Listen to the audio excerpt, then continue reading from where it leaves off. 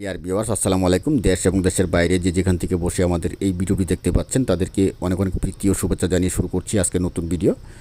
আজকে আমরা আলোচনা করব দেশি পাবদা মাছ নিয়ে, এবং এই দেশি পাবদা মাছ কীভাবে আপনি পুকুরে চাষাবাদ করবেন এই বিষয়ে আমরা আলোচনা করব। আপনারা সবাই জানেন যে দেশি পাবদা মাছ মূলত আমাদের দেশের যে প্রাকৃতিক জলাশয় আছে, বিশেষ করে নদ নদী, খাল বিল, হাওর এইসব প্রাকৃতিক জলাশয়ের মাছ, কিন্তু বর্তমানে এই মাছটি বাংলাদেশ মৎস্য গবেষণা ইনস্টিটিউটের সহযোগিতায় আর্টিফিশিয়াল ব্রিডিংয়ের মাধ্যমে এই মাছটি বর্তমানে পুকুরে চাষাবাদ করা সম্ভব হচ্ছে।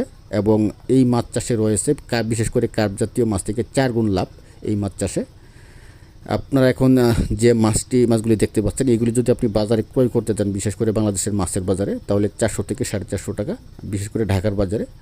এবং অন্যান্য স্থানভেদে দাম বিভিন্ন রকম হতে পারে। এবং আপনারা সবাই জানেন যে পাবদা মাছ বাংলাদেশের মাছের বাজারের অত্যন্ত উচ্চ মূল্যের একটি মাছ এবং অত্যন্ত সুস্বাদু, এবং বাংলাদেশের মাছের বাজারে রয়েছে এই মাছের ব্যাপক চাহিদা।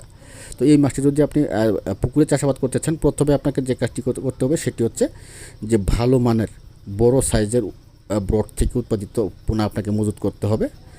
এবং আপনারা সবাই জানেন যে মাছটি যতটুকু বড় হয় এবং এই মাছ থেকে উৎপাদিত পোনাগুলো কিন্তু ওই রকমই বড় হয়।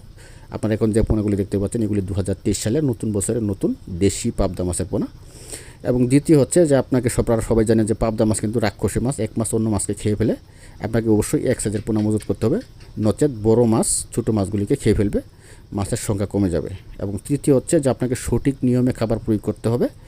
আপনি খাবার দিলেন সকাল 10টায় প্রতিদিন, কিন্তু 10টার জায়গায় 1টা বা 12টা এরকম দিলে হবে না, একই টাইমে আপনাকে খাবার প্রয়োগ করতে হবে। এবং চতুর্থ সবচেয়ে ইম্পর্টেন্ট যে বিষয়টি হচ্ছে সেটি হচ্ছে যে আপনার আপনি এককভাবে চাষাবাদ না করে আপনাকে অবশ্যই মিশ্রভাবে চাষাবাদ করতে হবে। কারণ এককভাবে চাষাবাদ করলে আপনার মাছের রোগবালাই হওয়ার সম্ভাবনা থাকবে বেশি, ভাইরাসে আক্রমণ করার সম্ভাবনা থাকবে বেশি।